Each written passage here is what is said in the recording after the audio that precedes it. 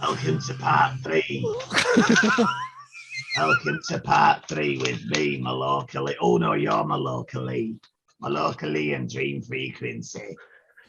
You right? Yeah, send me some vinyl. I can sniff it. I like sniffing vinyl. I just like dancing, mate. I just like sniffing vinyl. I think it's a Kickstarter, and I would like to purchase one. Thank you. It's got a beautiful face, and I've got beautiful little wings. Oh, my head's gone. It's gone. It's gone. It's gone. How long did you take making that? How long did you take making that wee mask? Is that what you spent the day doing? Do you know what? It took me Best part of 8 hours. At least 20 seconds. Beautiful. Welcome, and good evening. Welcome. So we're going to keep this one. We kind of waffled on a little bit on the last 2 previews, which was necessary, weren't it? Because we had to give the backstory and all the rest of it. So this time I've gone all military. We're going to play 2 tracks. Here's the track.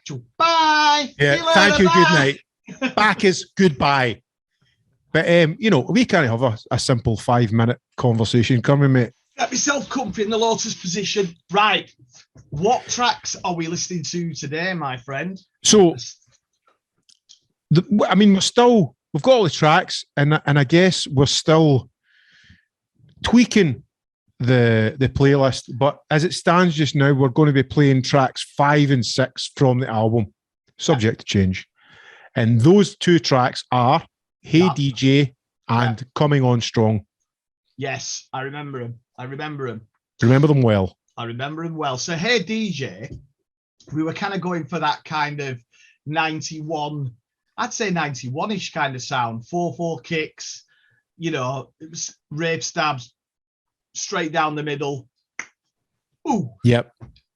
And big saw riffs and all that. Because I remember us talking about Tyrannosaurus riffs.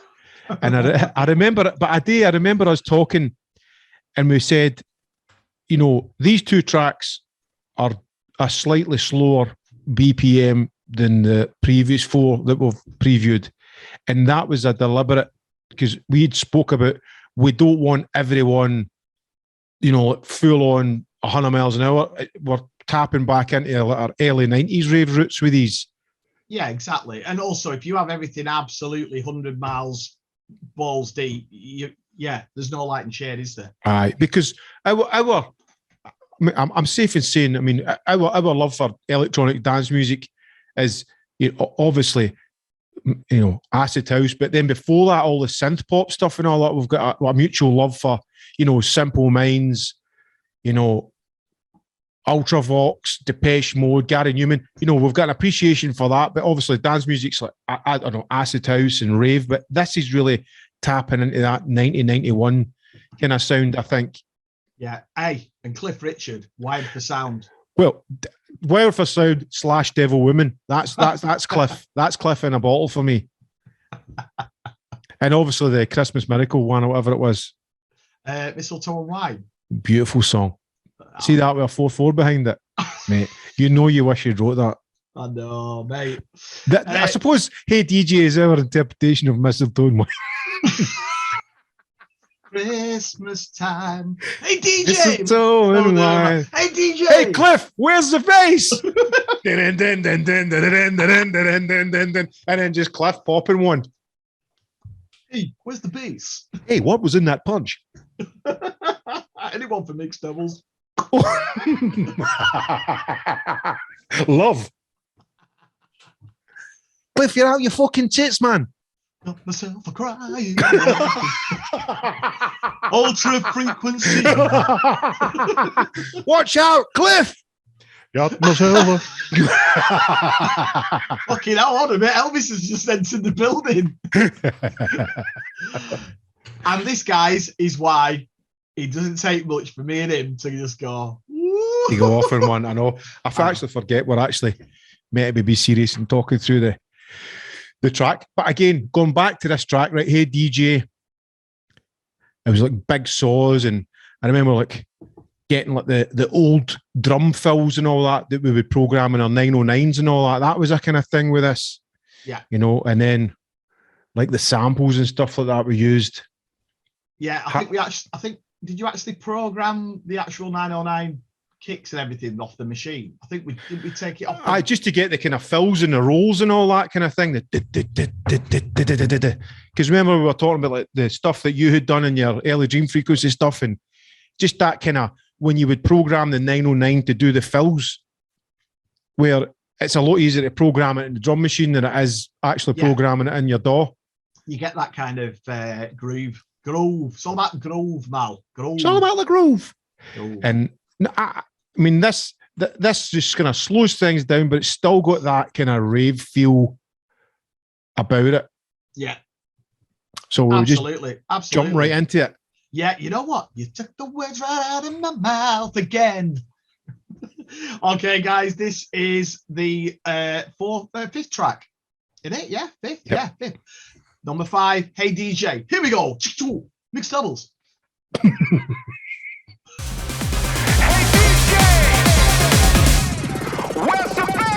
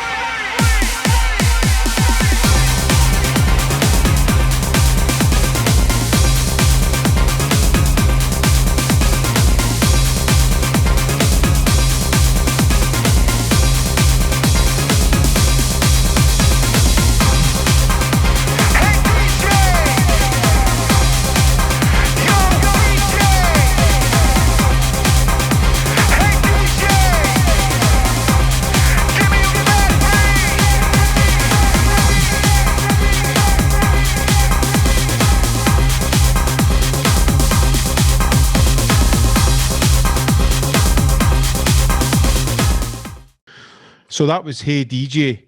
And I think I love just that big sort of Jupiter sort of saw.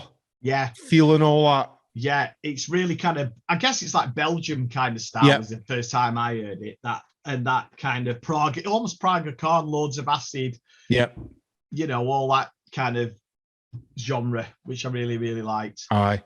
Belgian Beat, I think it was called, you know? Yeah, I tell you what, man, I mean, we talked about our own shit here, but I was looking at some Prague corn stuff, and I was thinking about how we crossed paths in Japan. Oh, I just dropped that. Let me just pick that up. When you were touring Japan, yeah. Yeah, we went to Japan. No, we did actually get out to Japan, and they performed.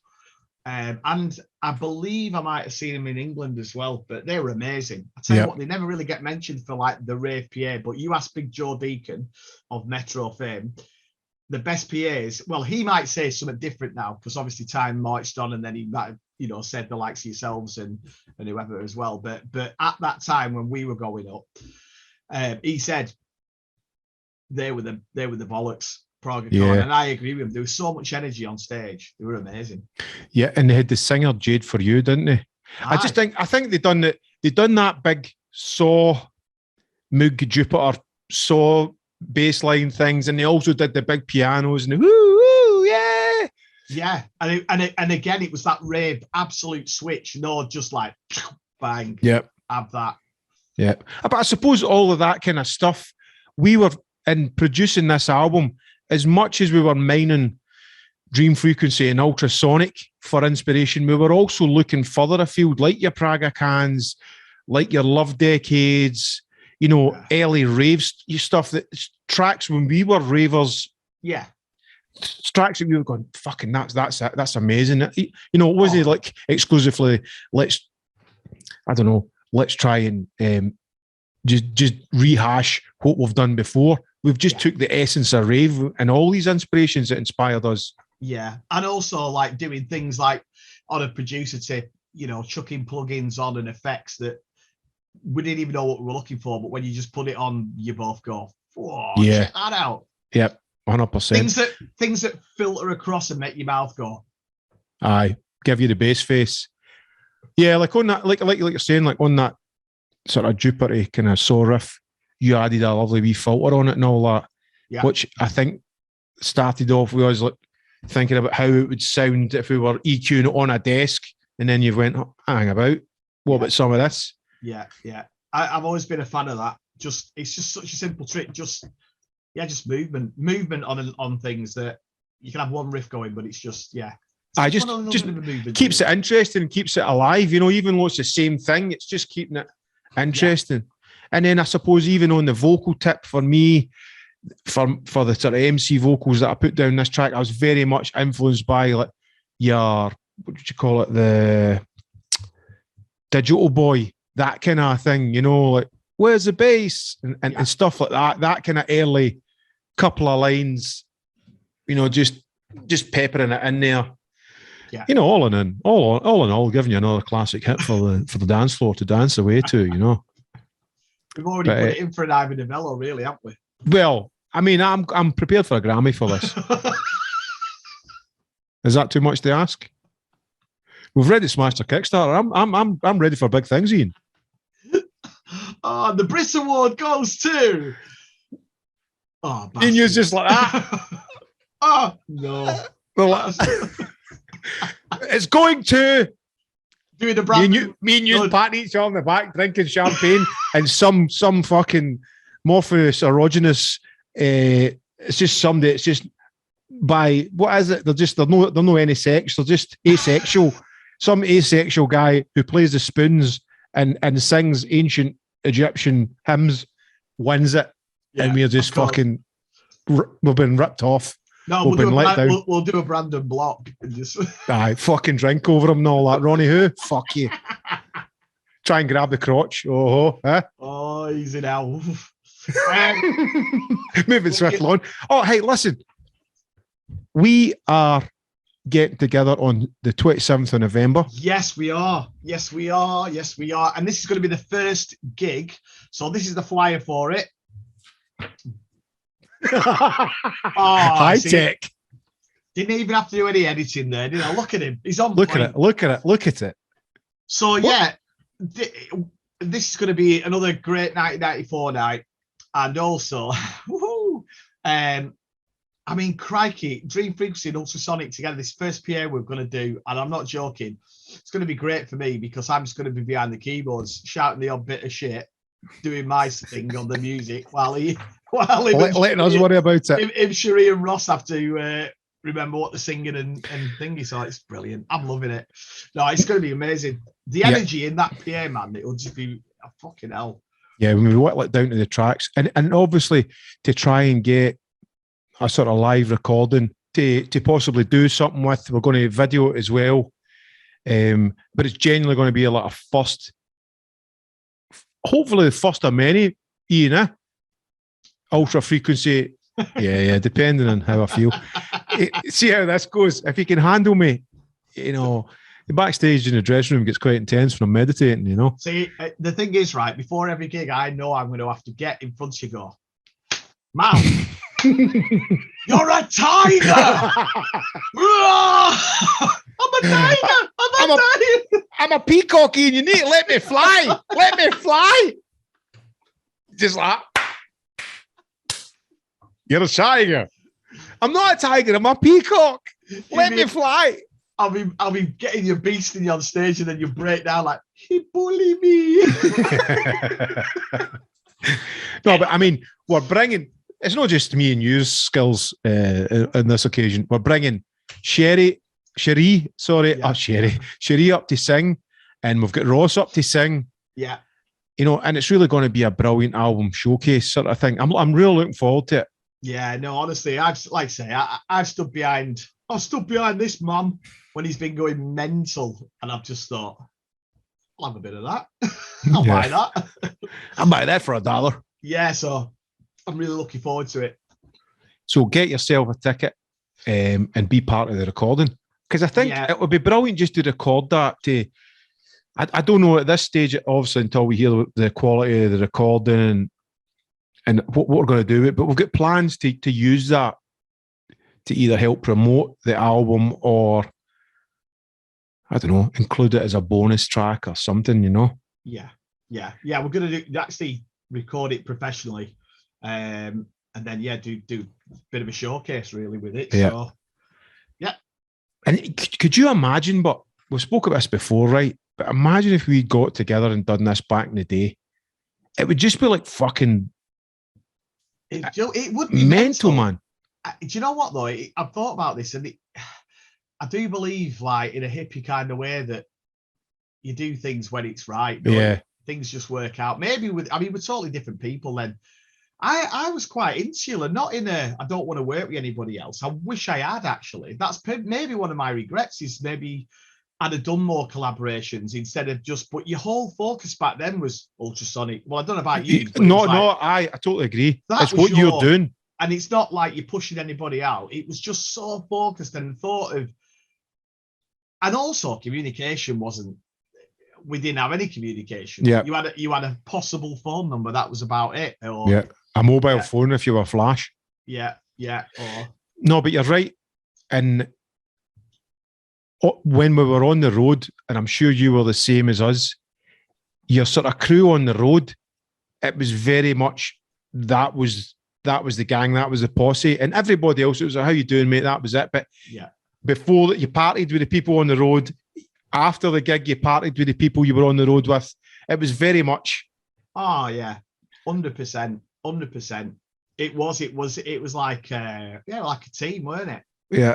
But I suppose you're absolutely right. It would have been mad to do it back then, but everything happens for a reason, and now's the right time to do this. And do you know what, mate? I'm still waiting to get found out now, but I think maybe I've looked at interviews. There's an interview I did in Northern Ireland that came out, and it was like really high quality VHS, and it's on. If anybody wants to use it, I think it's Dream Frequency Northern Ireland interview, but it was to do with like the coming together of the communities back in the Troubles. But it's like really shot well. So again, it's like a stolen moment in time. And I was looking and I was thinking, I'm a quite serious young man there. And I'm not poor faced. And I thought, I'm either really serious or fucking stoned. One of the two. Maybe both. But like now, fuck me and you, like we're comfortably. I think as you get older, you comfortable. Sack him. Sack him. Whoa, easy now, easy. Hey. Sorry. The ringers went off. I know. First warning. That is live, guys. It is live. Sorry, mate. Cut your flow there. Hey, no, you're right. But no, you're right. I think as you get older, you're more comfortable in your skin, aren't you? And then you realise that it's all just. We love making music, and we've said this a million times. Fucking industry, man. It's just bullshit. Just do your music. Whatever happens. Obviously, you take it seriously. You're living or you're enjoying it as a hobby, whatever. But yeah, all this bollocks. Yeah, I've seen that actual interview, and I've also seen clips of me back in the day, and it's almost like watching another person. Yeah, that's it. You hit the nail on the head. Yeah. But then is that just all the experiences, everything that we've been through, it's molded you into the person that we're both talking to just now? Yeah. Whereas exactly. if we did, like you said, if we did try and do it back in the day, we would be too focused or too precious on our own thing. Quite possibly. And again, you think about it, back then we were only so many years into our own careers, so you haven't got that confidence or knowledge to think, oh yeah, I'll let him roll with that and I'll do this, and then cool, you know what I mean? Not that you were going to go, I don't want to do that. It was just I know I don't think I'd have been that confident really, because just didn't have that experience or perceived experience, you know what I mean? See, even back in the day, I know both bands have done remixes for other artists. I didn't even actually enjoy remixing other artists because I felt like, now this is back in the day, I felt like remixing other artists, I was giving too much of my own thing away to somebody else when I could have used that for myself rather than giving it away. I know, but to be fair, some of the remixes you did, Shaking Stevens, he weren't so he weren't happy with that 303 line, that acid line. But every Christmas, This old house in a to be fair, your remix of Last Christmas is possibly one of my favourites.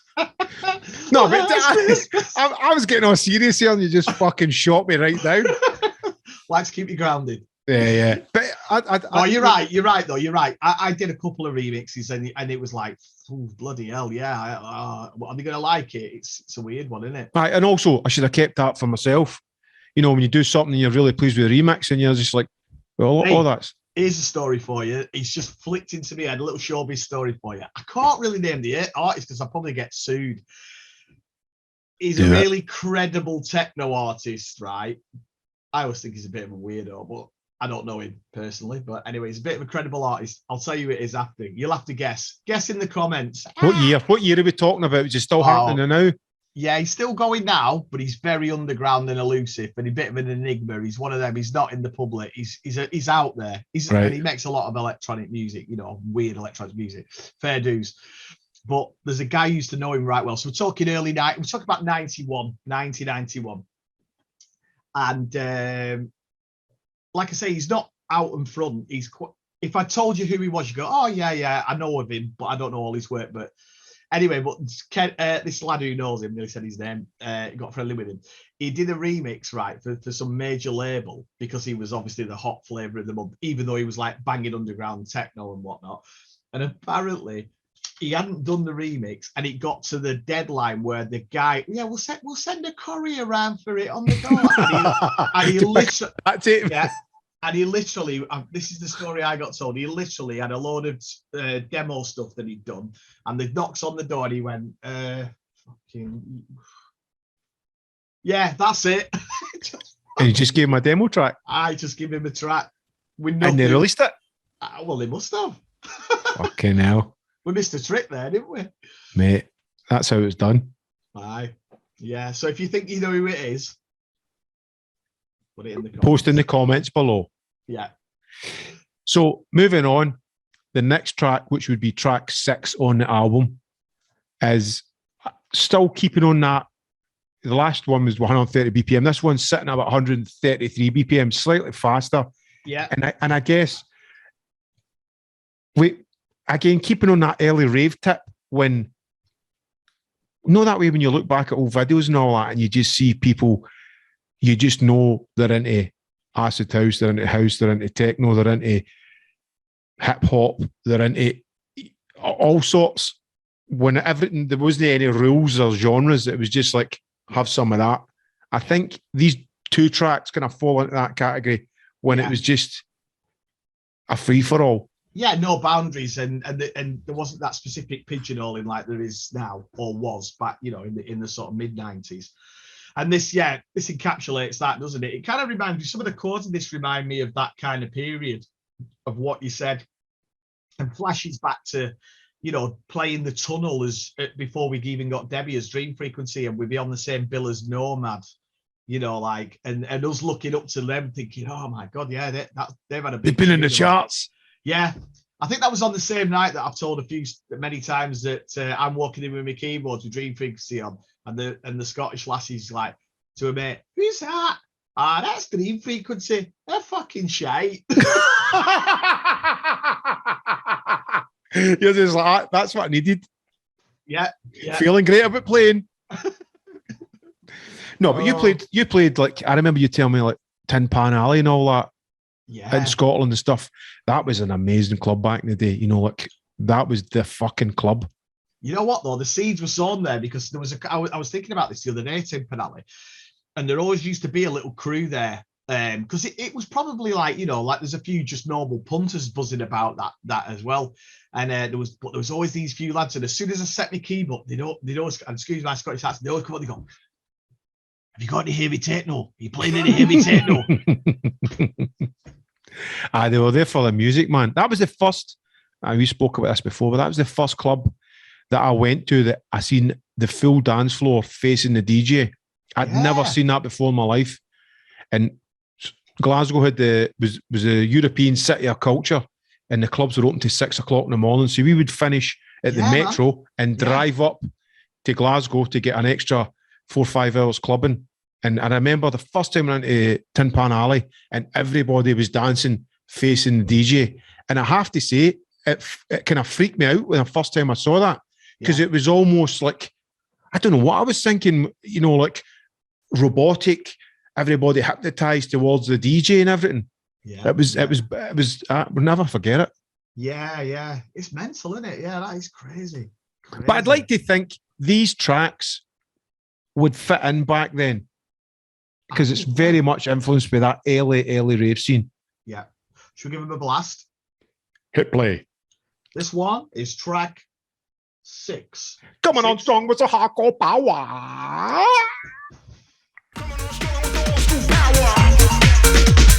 We be dropping beats in the wave in an hour. Sucker DJs don't rock, take a shower. And let's just open bombs with the old school power.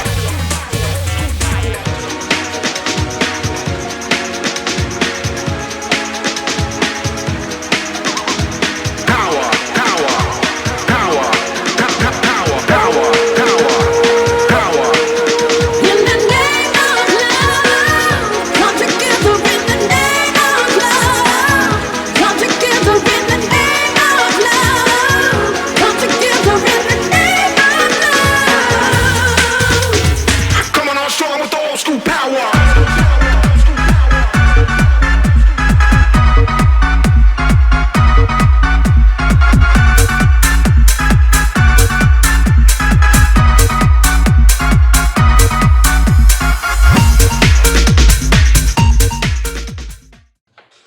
So that was coming on strong. We definitely did a nod to, like you say, the 808 kind of chords and the little bleeps and stuff that were around sort of 1990. Yeah, and I loved it round then. I loved that time.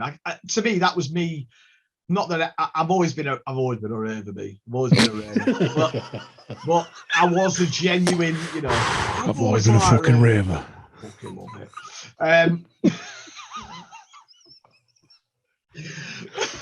But no, that was. I've always been a fucking raver. Stick with me, son. I'm going to make you a star. I was born a raver. I will die a raver. You've thrown me now. Sorry. No. But that time where we were doing the Dream Frequency gigs and going back to Tin Pan Alley, we literally drove up in the back of my mate's transit van, about 6 of us in the back with the keyboards, did Tin Pan Alley, crossed over, did the tunnel, and drove all the way back in the night. But we were doing it as off Dream Frequency, early cutting your teeth, but just as punters. We just yeah. And all that time. Yeah, you're a raver as well. I mean, for me starting, or for the band when we started, part of the magic about getting booked to play a gig, it wasn't about like getting the money. It was like, I'm getting into this rave for free. I would pay to go to this rave. Yeah. So we would do the gig and then spend the rest of the night on the dance floor and just enjoying the tunes as a punter. Yeah. So in many ways, it was like getting you to free entry to all these parties that you would have paid to go to. But again, pulling it back to like these tracks, what you were saying about the kind of the nod to the kind of 808 statey string breakdown, and then even I remember we were talking about it, and you found for the Core Game 1 that water kind of noise and all that. Remember that? Yeah. And we even added in the wee sort of wee bird thing and all that, because we were just again, it was like yes, more of that. The loon bird, it was called. The loon. Yeah, we had to dig deep and track it down, and you know, like to anybody out there, when you're making the tracks, you are racking your brains thinking, right, okay, what was he using back in the day? Obviously, you want to bring in fresh stuff, but yeah. And I remember we couldn't find that sample, so what I did was I got an EasyJet flight out to the Amazon. You did, and I had my microphone, remember, and I just stood like that in the forest for 3 days straight until I found that loon bird, and then I came back. And you were just like waiting for me to return. How is the malaria? Mate, I don't really like talking about it, but it was a hard shift. And you got to be a tsetse fly as well. You keep falling asleep at the wheel. I'm totally fine now. You know, it's something that smoking that stuff with that tribe. That was Oh, mate. And then on your way out, I don't know what you gave him, but you said on the way back, you were like, I left the tribe. I left the tribe with a Scottish STD. No, but all the things with that track, the bass line as well, that bass sound that you played in and the stabs, and yeah, I think it's coming back to me. I think we were vibing about some track that was kicking about like of late, and we were like, that sounds like totally an old track. Yeah.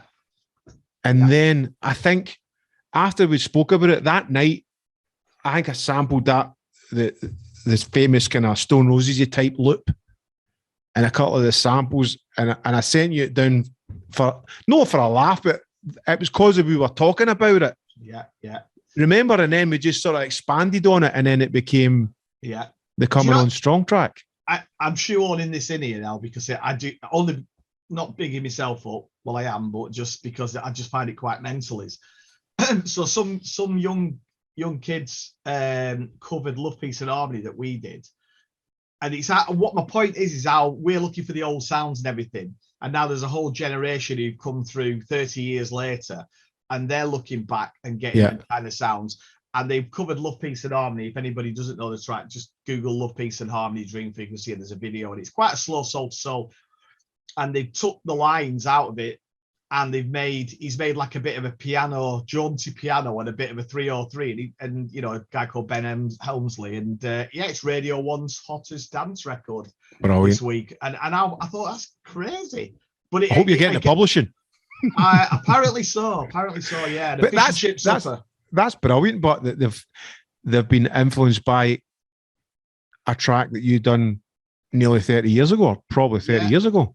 Yeah, I suppose it's like us when we were sampling, like, I don't know, sampling whoever, but it's just influences, isn't it, really? Yeah. You look back, put your own little twist on it. Even your track, is it Living the Dream? That everybody cites, Live the Dream. Yeah. With that sort of, that kind of haunting chord sample and all that kind of stuff.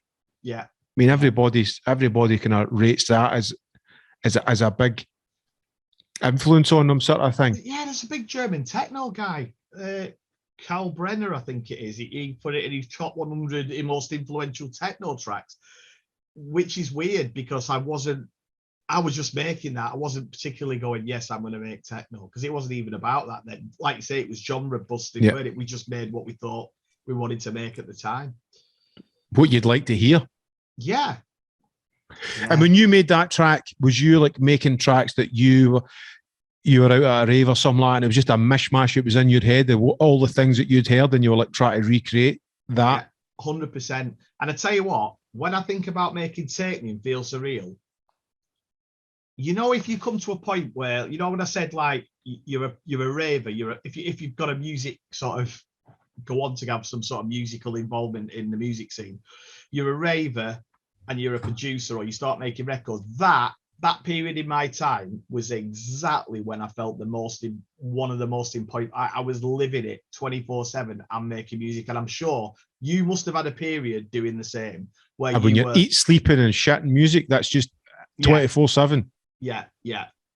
It just, I think, again, is that the time that both of us were trying to tap into to make this album? Yeah, absolutely. Because that was the goal of this album, wasn't it? Just that. Yeah. Do you know what's bizarre? I let my dad hear one of the videos. I sent him the link to one of the videos that we'd done. I think it was the first or the second one, and he was like, he said that he was laughing because of the banter that the two of us had and all that, and he was like, obviously the two of us are on the same page and all that, but he was like, the stuff that you were playing reminded me of the stuff that I heard when I was up in my room, making. Did you get the same as what my dad initially said? Turn that shite down. Get it down. Ian, turn that shit. Yeah. But then they were super chuffed when you were like, you know, you came. I'm going to do this for a living. Oh yeah, I've always loved that stuff. So keep it it's up. my Keep son. it up. Yeah, that's my son. I totally, man. But he was just like, and it was nice to hear him say that. It reminds me of the stuff that you did back then, because that was kind of both our agenda with this album, you know, to make stuff that was reminiscent of back then, that carefree attitude. Obviously obviously better produced now, but still keeping the essence of what we made back then. Yeah. And it's just mad hearing your dad say something like that, you know what I mean? So again, that's why it's great to share these videos and see everybody's feedback, and you know, people losing their shit about it just sounds just like back in the day. That's the whole point of this album. 100%. Hey, just totally tangenting off like I do. Can you see that cabinet behind you? Yeah. You can see a little bit of reflection. How mad would it be if you were just naked from the waist down? I am, and I'm panicking. Do you know Let me what I see. mean? Well, there you go. Thank God you're just seeing the back of my chair, no my bare arse. Can you imagine that on the epic fail? You know, when they're like, It's okay, I've got trousers on. There's no scuddy business here. oh dear me. Right. And on that bombshell, listen, we're going to wrap it up now because we're going to be talking forever. But thanks again for the Kickstarter. Listen, guys, show them the flyer bell. We need to get on this. Look at that. High tech. Fucking I'm just looking for some. I'm just looking at a Kickstarter just now, and I want to tell everybody that we've still got some amazing tiers left that you can support on the Kickstarter. So I'm just looking at it just now. You can actually get your name on the artwork and be a part of this forevermore on the CD and on the vinyl artwork. Special thanks to you. So that we've still got a few. You could even make a name up. You could even make a funny name like Bigger Stickers. Which could it possibly be Ray Vaughan, could be even better, just making up a name. So get your name on the album as a thanks. We've also got 4 test presses left for anybody that doesn't know what a test pressing is. When we get the album made, Ian and I will get a copy of the album on vinyl on a test pressing. So this is even before your white labels. This is a copy of the record for Ian and I to listen to and go, yep, that sounds great. You know, the quality's perfect. And then we hit send, and then the guys manufacture the white labels and the finished record. We're not doing white labels. We're doing 10 test pressings of this. So there's 4 left. And in that, you would get the test pressing. You'd get a finished copy of the album, a finished copy of the CD album, your name on the album as well, your digital download, and your certificate. There you go. And we've also got, that's pretty much it. You can get the CD or the album. I'm snapping into like work mode here, Ian, but you know what I mean? I need to let people know what's available, because things are flying out the door, you know what I mean? And again, I don't want people, you know, people are messaging me going, can I get this? Can I buy this later? And I'm like, no, this is it. This is when you get this. Because you done the right thing. You kept it totally exclusive for your Kickstarter. I had like 50 odd copies after this one, and I sold them in my shop, which was great. But I suppose keeping it totally limited edition, and this is, you need to be in it to win it to get this album. Yeah. I think, and you know, that's the way we did it as well. I know you had some over, but we had hardly any over, and it just it made the people who had it, they valued it even more, you know, just because of that. And myself as well. So, well, to the point where you probably don't have a copy for yourself. Do you know what? I'm terrible. I think I've got 1 copy up there. That's about it. Yeah, I've got one copy up there. I was talking to my friend today who's selling some of his vinyl, and he's got loads old ultrasonic. I was terrible. I should just give my records away thinking I'll get another copy. Yeah. I don't have any. You know, I've got maybe 1 or 2 in my old vinyls, and I wish I had a copy of everything I put out, but hey ho. I know, man. Same here. But what can you do? They're What all can in you there, do? Val. They're all in there. Yes, They're all in so they never take that away from you. But what we can do is, thanks to everybody who's backed us so far. Please Yeah, nice share one, this, share these videos. Please get behind, let people know about this who we've maybe not reached, and let's make this super special, something to really behold and listen to, and hopefully be one of your future rave anthems. Yeah, absolutely. Right. Nice one, guys. We will hit you with let's leave it with Coming On Strong again. Coming On Strong. And we'll see you next time. Thank you. Thank you. Bye. Sucker DJs don't rock, take a shower. And let's just open bombs with the old school power.